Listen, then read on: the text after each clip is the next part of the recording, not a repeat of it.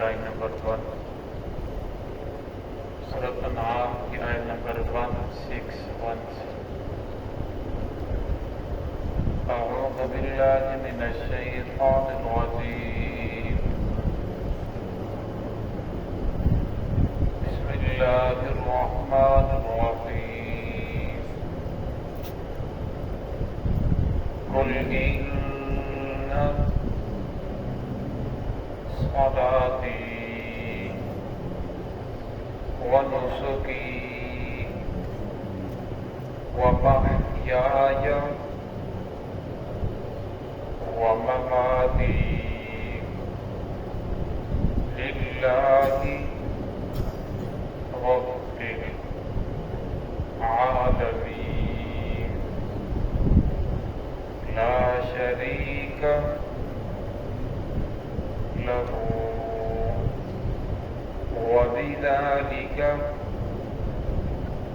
أمرت وأنا أول المسلمين قل أغير الله أبغي ربا وهو رب كل شيء ولا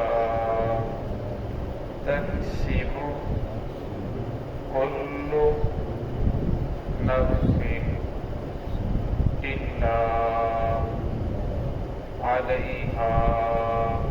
إلا عليها ولا تزر وازرة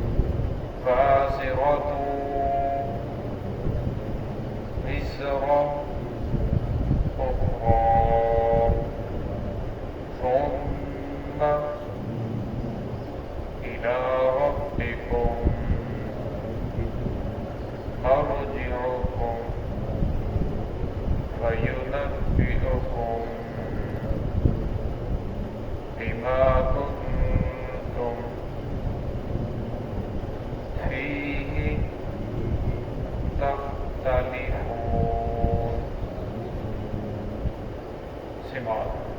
بسم اللہ الرحمن الرحیم، قل ان صلاتي ونسكي ومحياي ومماتي لله رب العالمين لا شريك له وبذلك أمرت وأنا أول المسلمين قل أغير الله أبغي ربا وهو رب كل شيء ولا تكسب كل نفس إلا عليها ولا تزر وازرة وزر أخرى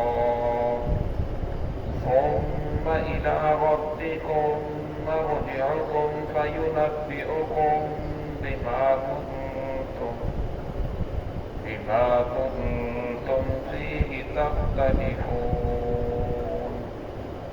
قل ان صلاتي ونسكي، کہہ دیجئے میری نماز، ونسكي میری قربانی، ومحیاي اور میرا زندگی، ومماتی اور میرا دنیا سے رخصت ہو جانا، للہ رب العالمین اللہ رب العزت کے لیے ہے جو تمام جہانوں کا پالنے والا ہے، لا شریک لہ اس کا کوئی شریک نہیں ہے، وبذالک امرت اور اسی نے مجھے حکم دیا ہے، وانا اول المسلمین کہ میں فردمہ برداروں میں سے سب سے پہلا ہو جاؤں، قل اغیر اللہ ابغی ربا، کہہ دیجئے کیا میں اللہ کے سوا اوروں کو رب تلاش کروں، وہو رب کل شیء اللہ کی ہر چیز کا رب وہی ہے، ولا تکسب کل نفس الا علیہا نہیں کماتا کوئی نفس الا علیہا مگر اس کا وبال اسی کے اوپر پڑے گا، ولا تزر وازرۃ وزر اخرى نہیں کوئی بوجھ نہیں اٹھائے گا کوئی بوجھ اٹھانے والا، وزر اخرى کسی دوسرے کے بوجھ کو، ثم الی ربکم مرجعکم پھر تم اپنے رب کی طرف تمہارا لوٹنا ہے، وَيُنَبِّئُكُمْ وہ تمہیں خبردار کرے گا، متنبع کرے گا، بِمَا كُنتُمْ فِيهِ تَخْتَلِفُونَ ان کاموں میں ان چیزوں میں جن کی تم اختلاف کرتے تھے۔ اس پہلی آیت کے اندر اللہ رب العزت نے محمد رسول اللہ صلی اللہ علیہ وسلم کو فرمایا کہ ان سے کہہ دیجیے کہ میں جو نماز پڑھتا ہوں، میرا نماز پڑھنا میری قربانی ہے، میری زندگی ہے، دنیا کے اندر رہنا، دنیا سے چلے جانا، یہ تمام کا تمام رب العالمین کے لیے ہے۔ سمجھوتا اس وقت ہوتا ہے جب انسان کوئی کام محنت اپنی ذات کے لیے کرتا ہے، پھر اس کے اندر کوئی کہتا ہے تو اس کے اندر سمجھوتا کر لیتا ہے، جسے آپ کہتے ہیں کچھ اپنی بات منواتا ہے، کچھ دوسروں کی مان لیتا ہے۔ تو میں تو جو کام کرتا ہوں اپنے لیے تو کرتا ہی نہیں، بلکہ میں تو اللہ رب العزت کے لیے کر رہا ہوں۔ نماز پڑھتا ہوں تو میری نماز بھی اللہ رب العزت کے لیے ہے۔ اگر میں کوئی قربانی دے رہا ہوں، میں قربانی دے رہا ہوں، لوگ میرے اوپر ظلم ڈال رہے ہیں، میرے صحابہ کے اوپر ظلم کر رہے ہیں، اور اتنا زیادہ صحابہ اکرام پس رہے ہیں۔ آپ صلی اللہ علیہ وسلم کو، صحابہ اکرام کو 3 سال تک اس گھاٹی کے اندر قید رکھا گیا، اور ہر چیز کا بائیکاٹ، سوشل بائیکاٹ ختم کر دیا گیا، اور اسی طرح آپ صلی اللہ علیہ وسلم کے صحابہ اکرام کے اوپر بہت زیادہ ظلم ڈائے گئے۔ فرمایا جتنی بھی یہ قربانیاں ہیں یہ صرف اللہ رب العزت العالمین کے لیے ہیں، اور اس لیے فرمایا میرا تمہارے ساتھ سمجھوتا نہیں ہو سکتا۔ تو یہاں علماء نے لکھا ہے ان صلاتی، تو صلاۃ کی جتنی بھی حیتیں ہیں، نماز کی ساری کی ساری اللہ رب العزت کے لیے ہیں۔ قیام ہے، رکوع ہے، سجود ہے، یہ سارا کا سارا اللہ رب العزت کے لیے ہے۔ اللہ کے علاوہ کسی اور کے سامنے جھکنا جائز نہیں۔ تو اس لیے مفسرین نے اس آیت کے تحت لکھا ہے اگر آپ کسی کو سلام کرتے ہیں تو سلام کرتے ہوئے بھی اس کے آگے جھکنا جائز نہیں ہے۔ تو فرمایا جھکنا صرف اللہ رب العزت کے لیے ہے۔ تو اس لیے یہاں یہ بھی لکھا گیا کہ سلام جو ہے وہ دونوں ہاتھوں سے کرنا مصافہ سنت ہے۔ امام بخاری رحمۃ اللہ علیہ نے بخاری کے اندر ایک پورا باب باندھا ہے کہ مصافہ بالیدین کے جو مصافہ ہے، سلام ہے، وہ دونوں ہاتھوں سے ہے، تو دونوں ہاتھوں سے سلام کرنا سنت ہے۔ وَمَحْيَايَ وَمَمَاتِي لِلَّهِ رَبِّ الْعَالَمِينَ، اور فرمایا میری جو قربانی ہے وہ بھی اللہ رب العزت کے لیے ہے۔ اب دیکھ لیں صحابہ کرام نے کتنی قربانیاں دی۔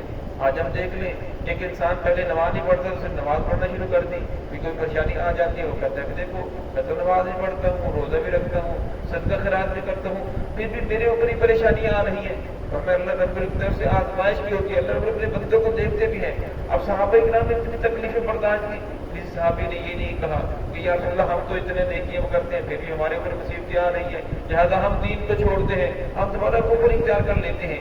تو اس لیے فرمایا کہ صحابہ کرام نے ہر چیز کی قربانی دی۔ آگے اللہ شاہ فرماتے ہیں وَمَحْيَايَ، کہہ دیجیے میری زندگی جو ہے، زندگی کے اندر جو بھی کام کر رہا ہوں میرا جینا ہے وہ بھی اللہ رب کے لیے ہے۔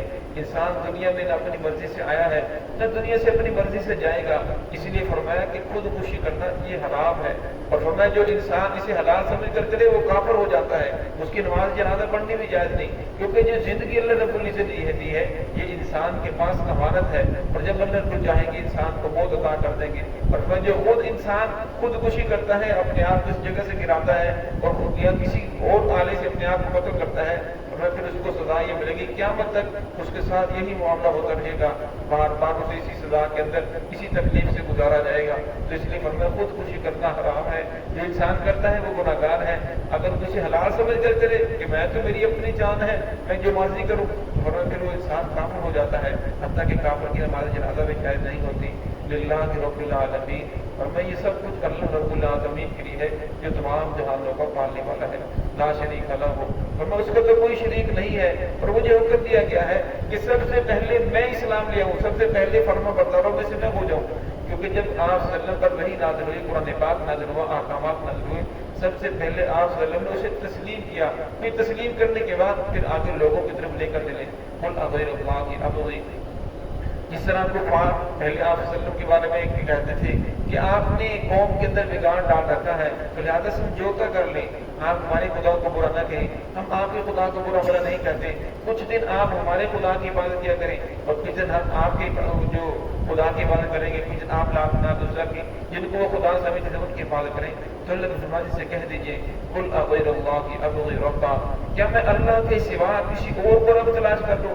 وَهُوَ رَبُّ كُلِّ شَيْءٍ، اللہ کی ہر چیز کا رب، ہر چیز کا پالنے والا وہ ایک اللہ رب العزت کے ساتھ ہے۔ وَلَا تَقْسِمُ كُلُّ نَفْسٍ إِلَّا عَلَيْهَا، اور میں ہر نفس جو بھی کمائی کر رہا ہے، نیکی کر رہا ہے، برائی کر رہا ہے، اچھائی کر رہا ہے، غلط کر رہا ہے، اس کا وبال اسی کے اوپر پڑے گا۔ وَلَا تَزِرُ وَازِرَةٌ وِزْرَ أُخْرَىٰ، اور میں کوئی بوجھ اٹھانے والا قیامت والے دن کسی دوسرے کا بوجھ نہیں اٹھائے گا۔ اب قرآن پاک کی اس آیت سے ثابت ہو رہا ہے کہ क़यामत वाले दिन कोई किसी के काम नहीं आएगा, हर आदमी को अपना बोझ उठाना पड़ेगा।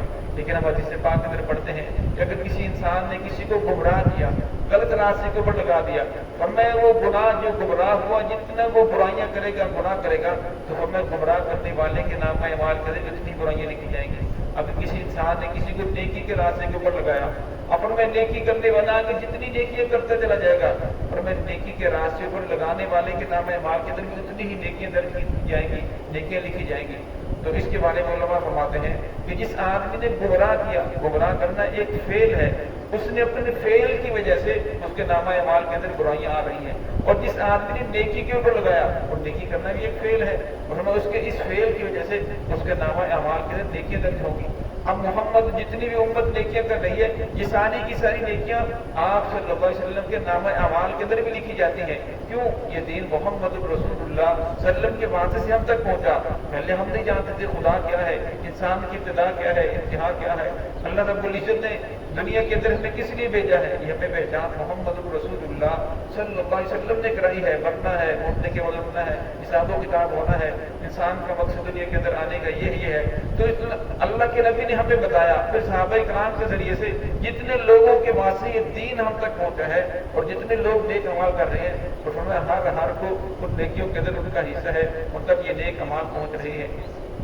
और इसी तरह इस हाल सवाब के वाले मसला ये है कि अगर कोई इंसान किसी इंसान को एक कुरान पाक पढ़ता है, तो दूसरे को सदका इस हाल सवाब का देता है, और पढ़ने वाले को भी पूरे कुरान का अजर मिलेगा, और जिस आदमी को इस हाल सवाब कर रहा है उसको भी पूरे कुरान का अजर मिलेगा। लेकिन इसके अंदर थोड़ा सा पहले इख्तिलाफ था कि एक आदमी ने एक कुरान पाक पढ़ा, फिर वो अपनी नानी को, दादी को, माँ वालिदैन को सब गिरियत कर लेता है, क्या सबको पूरा कुरान पाक का अजर मिलेगा, या तो तकसीम हो जाएगा 10-10 पारे, 5-5 पारे? तो इसके बारे में बुखारी शरीफ मुस्लिम की रिवायत है, जिसका खुलासा ये है कि एक आदमी ने अपनी बीवी को 1 रुपया दिया और कहने लगा कि ये अपने पास रख लो, जब कोई साइल आए तो उस साइल को दे देना। उसने अपने पास रखा, कोई साइल नहीं आया, तो उसने वो कहा कि ऐसा ना हो ये रुपया ज़ाया हो जाए, तो इस्तेमाल हो जाए, तो उसने उठाकर किसी और के पास अमानत रख दिया। जब किसी और के पास अमानत रखा, फिर एक दिन एक साइल आया, तो उसने जो लोनी थी बांधी करके कहा जाओ वो रुपया लेकर आओ, वो रुपया उठाया और उठाकर उस साइल को दे दिया। तो हदीस पाक के अंदर आता है कि रुपये को कमाने वाला, रुपया जिसके पास अमानत रखा गया वो, और फरमाया फिर इसी तरह वो बांधी जो उसे उठाकर लेकर आई, और जिस औरत ने फिर उसे आके दिया, फरमाया हर एक को पूरे 1 रुपये का अजर मिलेगा। तो इसलिए फरमाया कि इंसान अगर कुरान पाक पढ़ता है, सूरत इखलास 3 मरतबा पढ़ता है, उसके अंदर पूरी उम्मत की नियत कर ले तो पूरी उम्मत को पूरे कुरान पाक का सवाब मिलेगा। अगर एक आदमी की नियत करता है तो एक आदमी को पूरे कुरान का सवाब मिलेगा। तो यहाँ फरमाया सुम्मा इला रब्बिकुम मरजिउकुम फयुनब्बिउकुम, फिर शाह फरमाते हैं कि तुम सबका लौट कर जाना है तुम्हारे रब की तरफ। दुनिया के अंदर जितना भी रहोगे, आखिर एक वक्त आएगा कि तुमने यहाँ इस दुनिया को छोड़ना है। पहले कितने छोड़ कर चले गए, तुमने इस दुनिया को छोड़ कर जाना है। फयुनब्बिउकुम, अल्लाह शाह फरमाते मैं तुम्हें खबरदार करूंगा, तुम्हें बतलाऊंगा। दुनिया के अंदर तो समझ नहीं आ रही, और मैं दुनिया की आंख बंद होने की देर है, और मैं हर चीज तुम्हें नजर आएगी, फरिश्ते नजर आएंगे, जन्नत दोज़ख नजर आएगी। माँ कुन तो फिर मैं तुम्हें खबरदार करूंगा, बतलाऊंगा कि इन चीजों के अंदर तुम इख्तिलाफ करते थे, सही रास्ता यही था जिसकी तरफ कुरान पाक के अंदर बयान किया गया। मोहम्मद रसूलुल्लाह सल्लल्लाहु अलैहि वसल्लम ने जो तरीका बतलाया, सही रास्ता वही था। अगर तुम्हें दुनिया के अंदर से तस्लीम कर लो तो कल क़यामत में खुदा की अदालत में फिर परेशानी नहीं होगी। दुआ है कि अल्लाह रब्बुल इज्जत हम सबको सिरात मुस्तकीम पे चलने की तौफीक अता फरमाए।